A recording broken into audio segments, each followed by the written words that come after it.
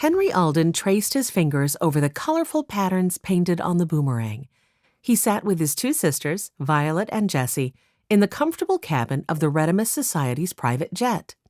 The children had just received the boomerang in a package, and they knew it held a clue that would lead them to the next stop on their journey. But none of their clues had been as beautiful and detailed as the boomerang. Benny, the youngest Alden, was interested in the boomerang, but he couldn't stop looking out the plane window. Below, Bangkok, Thailand grew smaller and smaller in the distance.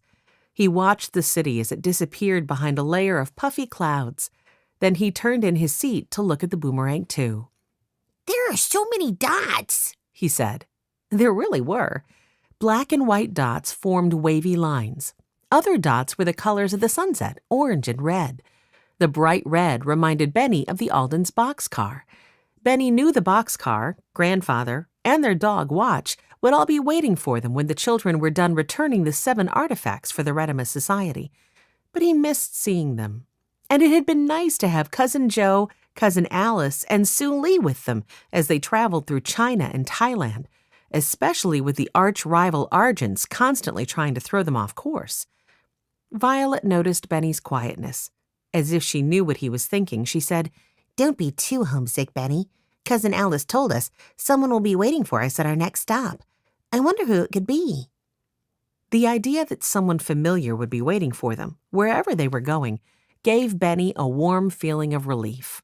He nodded. "Maybe Grandfather?" Jessie ruffled Benny's hair. "Maybe. We have plenty of friends and family who might be there to pick us up. Think of it as a surprise." Benny imagined Grandfather and Watch waiting for them at the airport when they arrived at their next stop. His worries about the Argents faded. "I can't wait to see who it is," he said. "Let's think about our clue so we can find out." They all looked at it closely to see if there was a hidden message like the previous clues they had received. Violet noticed the figure of a wiggly snake and a fish among the painted shapes. She pointed at one of the animals. "That looks like a kangaroo. See the long feet and the tail?" she said. "I learned about this style of painting in art class. It looks like Aboriginal art." "What's Aboriginal?" Benny asked. "Aboriginal Australians were the first people to live in Australia," Jessie explained. "There are many Aboriginal groups in Australia, like there are many groups of Native Americans in the United States." "So that means," Violet began. "we're going to Australia!" Benny exclaimed. He had learned in school about the animals that live on the continent. Some are so special they can't be found anywhere else in the world. "I want to see kangaroos and koalas." "But where in Australia?" Henry asked. As the oldest, he was not quite as excited as Benny. When he saw the boomerang, he had thought the Aldens might be going to Australia. But he hadn't wanted to say too much around their pilots, Emilio and Mr. Gannert.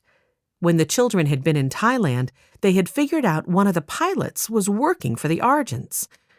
The Aldens' friend from the Redimus Society, Tricia Silverton, had worried someone was giving information to their rivals. That's why she hid all her instructions in riddles and clues. It was like a code only the Aldens could crack. Henry knew they would need to tell their pilots where they were going, but he didn't want to give them any more information than he needed to. "Isn't Australia an island?" Benny asked. "Yes, but it's a very big island," Jessie explained. "It's almost the size of the continental United States." Violet was still looking at the boomerang. It wasn't long before she noticed something. "Look," she said. "some of the dots in the pattern have smaller dots inside them." They all looked closer. Inside some of the red dots were tiny yellow dots. They were hard to see unless the children looked closely. "Good eyes, Violet," Henry said. Together, they found all the red dots with yellow centers. Violet drew an invisible line with her finger. The invisible line made letters, which she spelled out loud so she wouldn't forget. "SYDNEY,"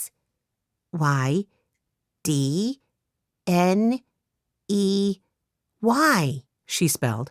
"Sydney." "Oh, just like connect the dots," Benny said. "Is Sydney a place in Australia?" "Not just a place, but one of Australia's most exciting places," came a jolly voice from behind them. "It's the capital of New South Wales and one of Australia's largest cities."